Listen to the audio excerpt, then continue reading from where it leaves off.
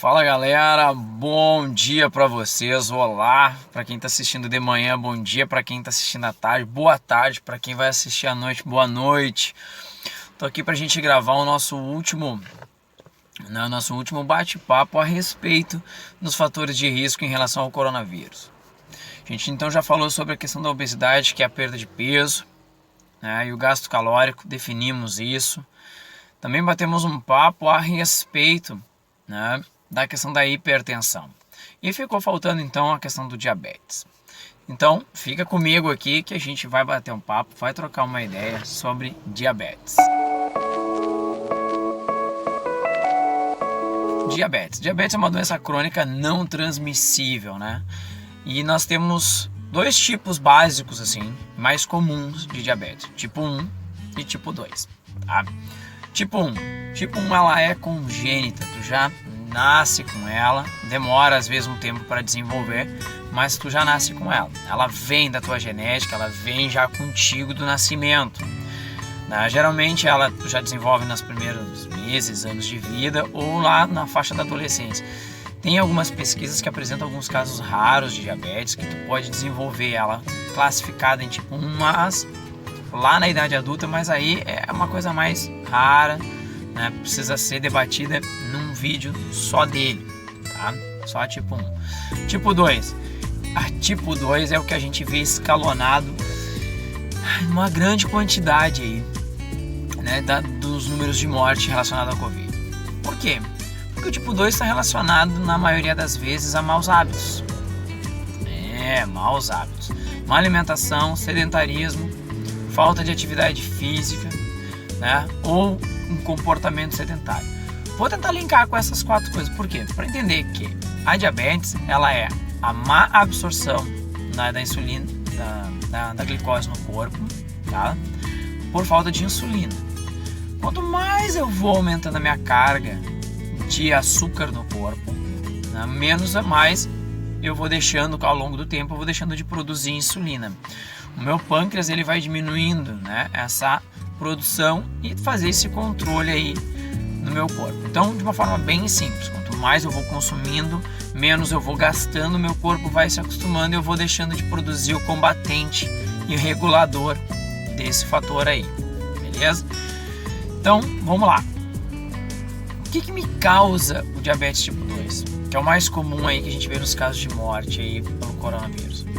Primeiro, vamos lá. Alimentação. Uma alimentação rica em carboidratos, açúcares. A gente é educado desde criança a ter uma alimentação farta, uma alimentação sustanciosa, uma alimentação que pese. Então, vamos dizer assim, né? Eu pelo menos venho de uma educação alimentar, familiar, que tinha que ser gordinho, tinha que estar gordinho, não podia estar magro. E eu sempre fui magro, então eu fiz vários tratamentos para engordar, tomei esses biotônicos da vida todos aí. Mesmo tendo uma característica de ter uma pessoa diabética na família, que desenvolveu diabetes tipo 2 na família ao longo dos anos. Tá? Minha mãe faleceu decorrente do diabetes há algum tempo atrás, né? Beleza, mas então a gente vem educado nessa questão da alimentar. Muito arroz, muita massa, muita batata e tudo junto.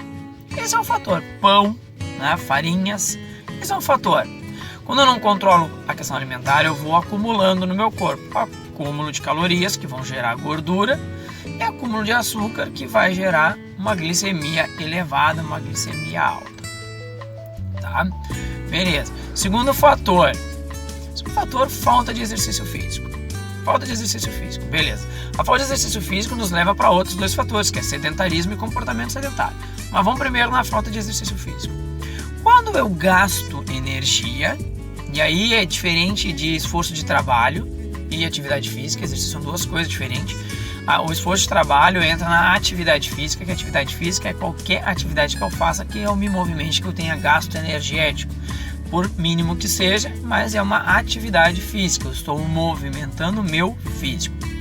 Exercício físico é algo programado, algo preparado, algo planejado, uma modalidade específica com planejamento. Então é diferente de exercício físico e a atividade física, esforço de trabalho, rotina de trabalho. São 2 coisas bem diferentes. Quando eu não faço isso, então eu não tenho gasto. É como se eu colocasse gasolina no carro e eu não gastasse essa gasolina, mas quisesse abastecer todo dia sem gastar. Vai chegar uma hora que ou eu vou ter que botar vários tanques reservas, que no caso do meu corpo eu não tenho como pôr, ou eu vou ter que rodar com esse carro para gastar essa energia, gastar esse combustível acumulado. Aí você imagina, você faz só esforço, tá? Esforço de trabalho, atividade física, rotineira, doméstica. Tem gasto energético? Tem. Mas não necessário para queimar tudo isso que tu ingeriu. Porque nós temos um limiar, uma taxa metabólica basal. Nessa taxa metabólica basal é o que eu vou colocar para dentro ali. É o mínimo que eu teria que colocar ou o suficiente. Isso aí a gente pode calcular na internet, tem várias fórmulas, mas o melhor é o nutricionista que vai fazer todo esse cálculo para te aí alimentar dentro da condição física que tu tens e que tu quer ter.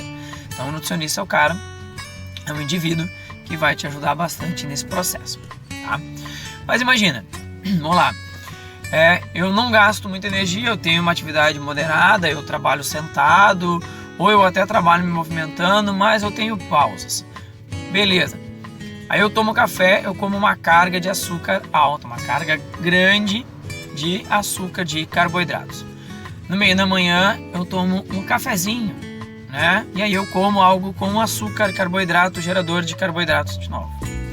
No almoço eu misturo 2, 3 carboidratos, por exemplo, massa, arroz, batata. Aí eu almoço fora, então eu tenho variedade lá, eu comi uma lasanha, comi batata frita. Então eu acumulei carboidratos. 3 refeições com carboidratos. Café da tarde, comi pão no café da tarde. 4, jantei arroz, massa, batata. Então, nas 5 refeições básicas, podemos dizer assim, do dia, eu sou educado a colocar carboidrato nela.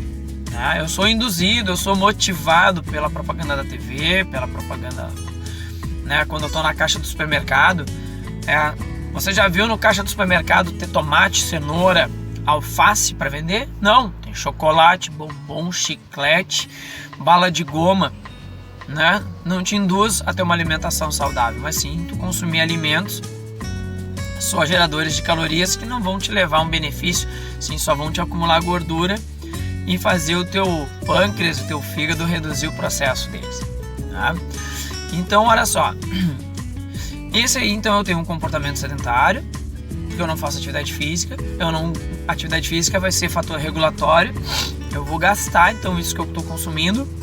Segundo, eu tenho uma alimentação induzida, um processo de alimentação induzido a consumir alimentos fora de um padrão saudável que vão gerar benefício para o meu corpo. E o outro ponto relacionado a isso, ao sedentarismo, é o comportamento sedentário. Porque veja bem, na pandemia agora a gente pôde ver basicamente como funciona essa questão de comportamento sedentário. Teve alguns profissionais, algumas pessoas que estão paradas, que ficaram paradas, que foram para home office, que estão em casa. E as atividades físicas, vamos fazer um treino online pela internet, vou acompanhar o meu youtuber favorito, meu influencer favorito, contratei um profissional de educação física para me dar atividade via online, beleza, show de bola, que bom. Mas o que tu faz durante o resto do período? Aí eu faço 1 hora de exercício no dia, fico 8 horas sentado trabalhando, aí como eu não posso sair porque tem a hashtag Fique em Casa, eu fico vendo TV, vendo Netflix. Então eu me ativo 1 hora e passo 12, 14 horas num comportamento sedentário. E isso também vai gerar o quê? Uma desaceleração metabólica e um acúmulo de energia corporal. Então eu preciso consumir aquilo que eu vou gastar ou aquilo que eu posso gastar. Então se eu quero fazer uma manutenção de peso, regular a glicemia, eu vou fazer um alinhamento dessa alimentação, um alinhamento da minha ingesta para eu controlar, vamos fazer com que os meus níveis de açúcar se elevem. Quando esses níveis de açúcar pela alimentação, sedentarismo, vão se elevando, o meu corpo vai achando aquilo ali normal e ele vai tentar combater, e eu vou começar a desenvolver ou uma resistência insulínica, ou uma má absorção desse açúcar no corpo, decorrente também de uma resistência insulínica. né? E aí eu começo a acumular açúcar. E eu começo então a desenvolver o processo de diabetes tipo 2.